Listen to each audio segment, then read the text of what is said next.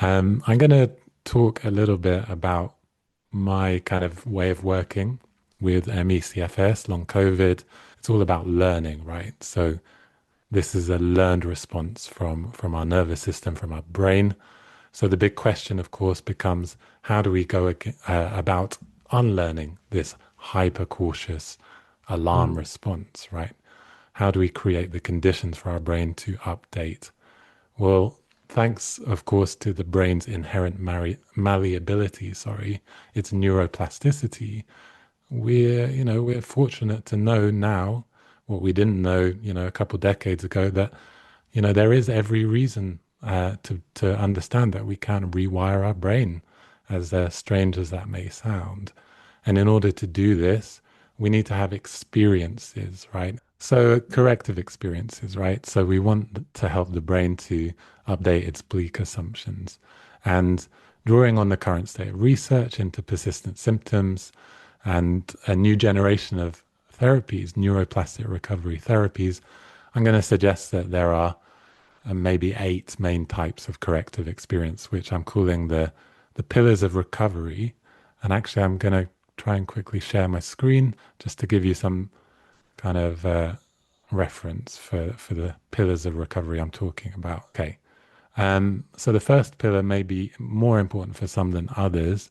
I noted that Louise, when she described her experience, she started, more maybe tired but wired, semi-functional, but then she found herself in this awful, much more severe kind of disabling state of fatigue. So for those of us who do find ourselves in the dire depths of severe fatigue, really the first step has to be, in my experience, a degree of kind of calming the nervous system in order to allow our brain to learn that it is safe to kind of to come out of the depth of that shutdown response.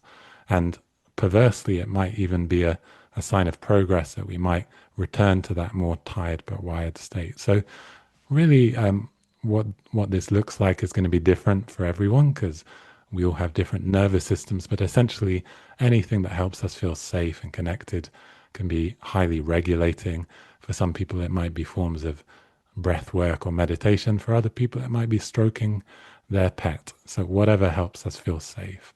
And the next pillar really builds on a lot of the discussion so far and what Per had said, especially about the meaning we attribute to symptoms, right? So we need to learn more about our illness to gain more of a coherent understanding of what's going on in our bodies.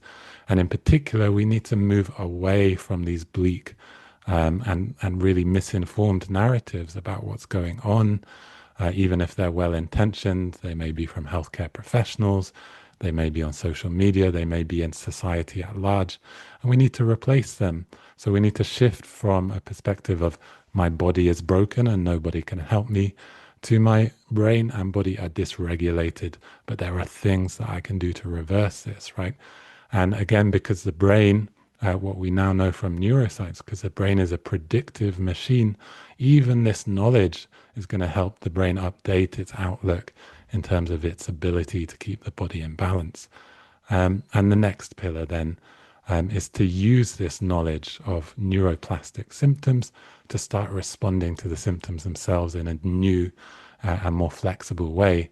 So we want to start, or rather, we want to stop responding to our symptoms with what Howard Schubiner describes as the 5 Fs. So living in fear of them, focusing on them all the time, trying to fix them, feeling frustrated with them, and trying to fight them. In other words, we want to stop pouring petrol on the fire of the fear symptom cycle in which we inadvertently cause the brain to amplify symptoms by sending it messages of threat and danger. And conversely, we want to start responding curiously and flexibly in the knowledge that we are safe, that there's nothing irrevocably wrong with our body, that really what's going on is, as Per has described, it's an alarm or warning signal failure from the brain. And there are some wonderful practices. So there's something called somatic tracking from an evidence-based therapy called pain reprocessing therapy, which we can do regularly. So it can be a gradual corrective experience, but it can be very powerful. And the next pillar is to gradually and gently start to move back into the world. So this is, very experientially nudging the brain to learn that maybe it is safe after all for us to do a little bit more than it expects us to be able to do. And not purely physical exertion, but also just exposure to situations or even emotions that we can handle this. We do have the capacity. So it has to be very compassionate and very gradual, listening to our bodies, not overriding the signals and or not kind of invalidating them. It's such a balancing act. I would say it's an art as much as a science. The next pillar is to learn to notice, feel, and honor our emotions. So I really appreciate that Per had said that had said that fatigue is a feeling, and emotions, of course, are feelings, right? They are messages just as much as what we would call symptoms sent to us by our brain, telling us that something's happening that is important to our continued survival and thriving. So, unfortunately, some of us have learned for various reasons to kind of suppress or disconnect from our emotions. And as such, learning to tune back into, to name, to fully feel and honor our emotions can itself be a really important corrective experience for the brain. It's a bit like we're sending a message back to the brain if we've been ignoring these emotions for the longest time, saying, okay, I'm listening now, I'm receiving these messages and I'm appreciating the wisdom there. I'm going to honor them, I'm going to act on them, right? So that's really helping the brain kind of feel a bit more confident in its ability to balance our body. And then another pillar is to look at personality traits. It may not apply to every single person, but there is a disproportionate number of us who have these conditions or recovered from them, who could probably identify with a whole bunch of personality traits like perfectionism, people pleasing, hyper responsibility, self-sacrifice, a high drive to achieve, and a strong aversion to letting other people down. So by learning to meet the world in a much more flexible and sustainable way that doesn't connect us from our core needs, again, we're sending all these lovely corrective messages back to the brain that, okay, we're going to do things differently now. We're listening to you. We are looking for a much greater degree of coherence and harmony between the brain and the body.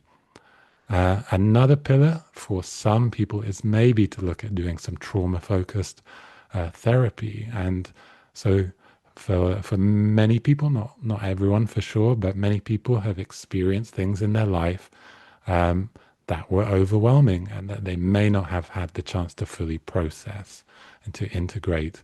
And so again, naturally, it's going to be another important corrective experience for those people to update the brain, to really learn that the threat of that traumatic experience has passed, that we're safe now, and that it's no longer necessary to gear up the nervous, the neuroendocrine, the immune systems to constantly brace for threat.